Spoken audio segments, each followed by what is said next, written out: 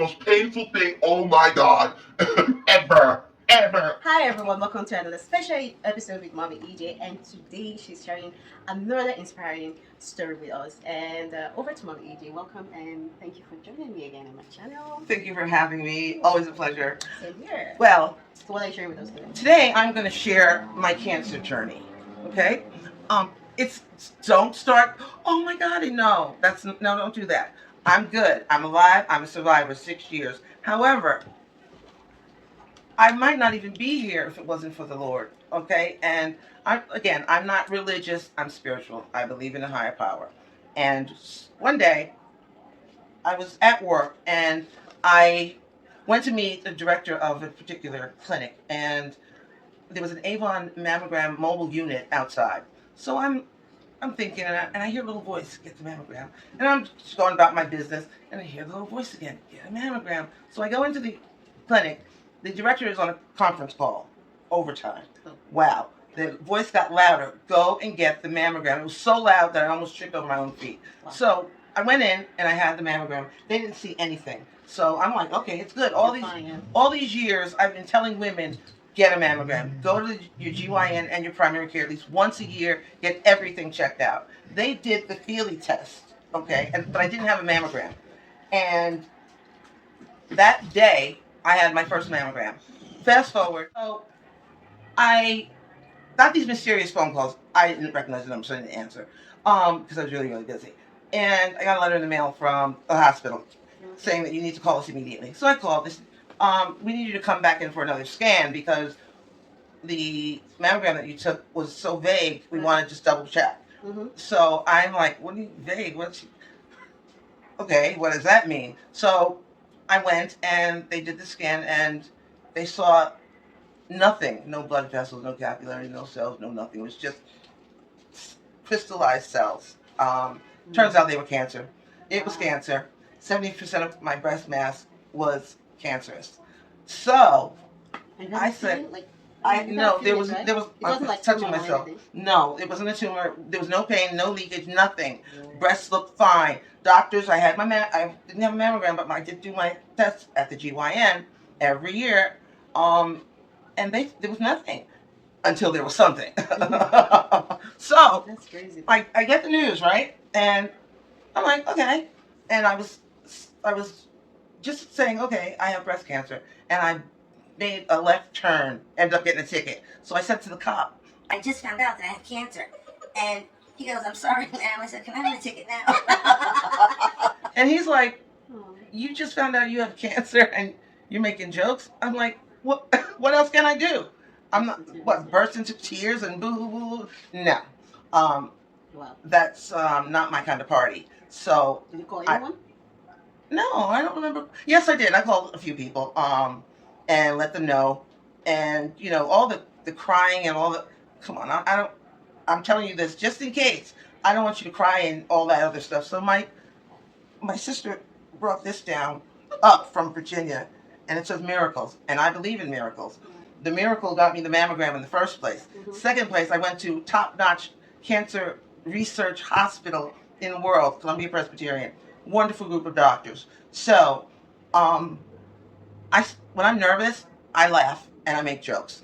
And I'm just laughing at how silly I am sometimes. So we're talking, and they're like, "You need a biopsy." I'm like, "A biopsy? Okay. You already saw it. You know it's there. What do you?" Just to be sure. So the most painful thing, oh my God, ever. So I'm talking, and they put me into this machine that took me upside down, and then they took a harpoon and snatched a piece of the tissue from the inside in two places on the same breast. Okay, again, I'm bawling and I'm sweating and I'm a filthy, wet mess. What should have taken 20 minutes took 45 minutes because they did both of them, and they have to start from the beginning all over. When they do this side, they have to clamp you in, twist you, and then when they do this side, they have to take that apart, clamp you, twist you here. It's not like a mammogram. You don't want to have this done to you. So ladies, get your mammogram. Men, you guys can get breast cancer also. So this is this is a warning to men and women. A famous actor, Richard Roundtree, who played Shaft, he had breast cancer, and thank God he's cancer free, and so am I. So I have the biopsy. I have cancer. Okay. What next? What next? Surgery. Okay, let's get it done. Let's knock them off, and so I can get on with my life. Doctor says no, one is good and one isn't.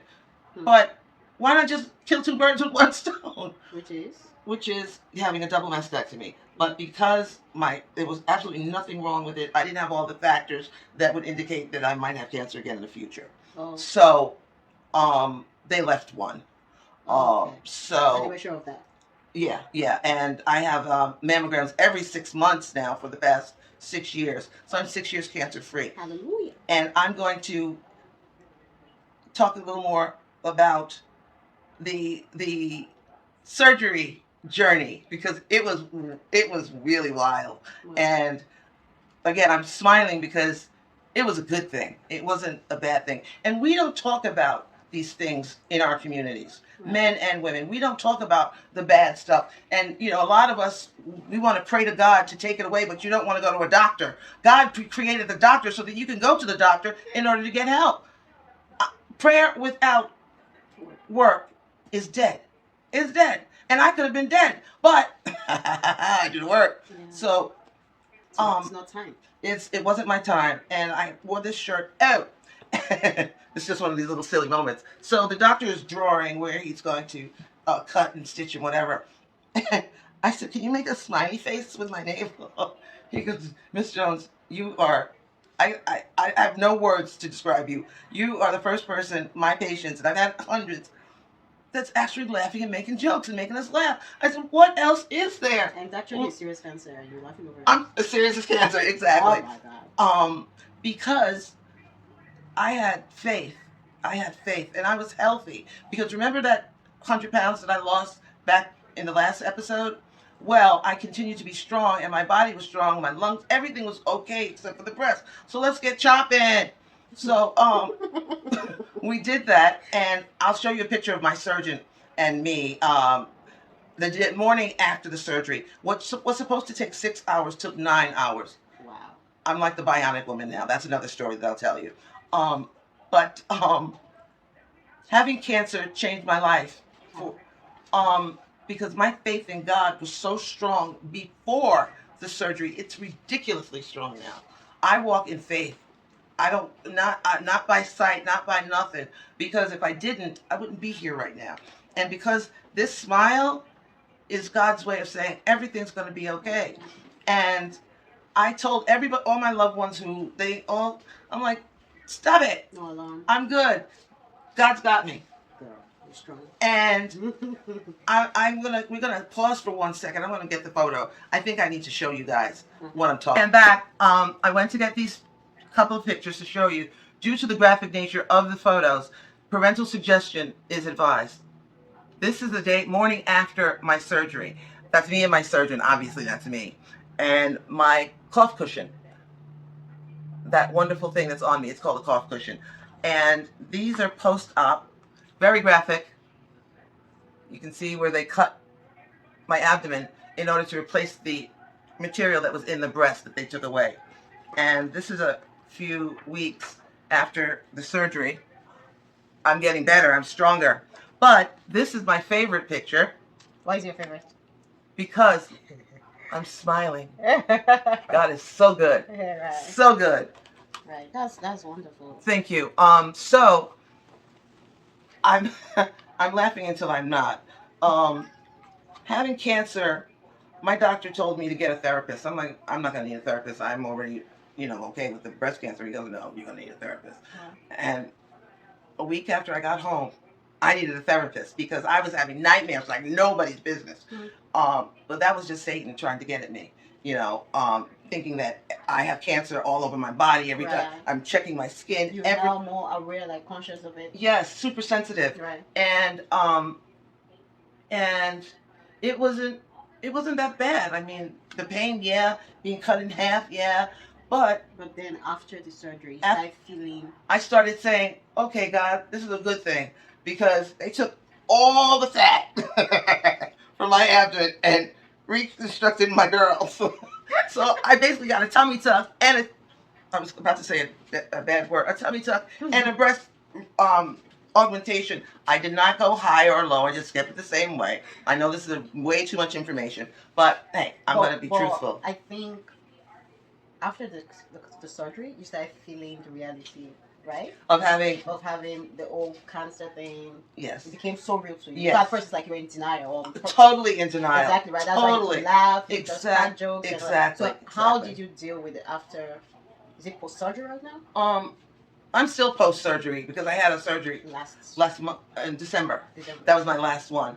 I've had yes, it was. Anytime you go under the knife, that's a surgery. Anytime they cut you, that's a surgery. She went for lifts. So. I went to make them look the same because O and my they're like Siamese twins, and they wanted to be separated. So we went and had that done. Okay. One of the benefits of having breast cancer. Oh my God. You got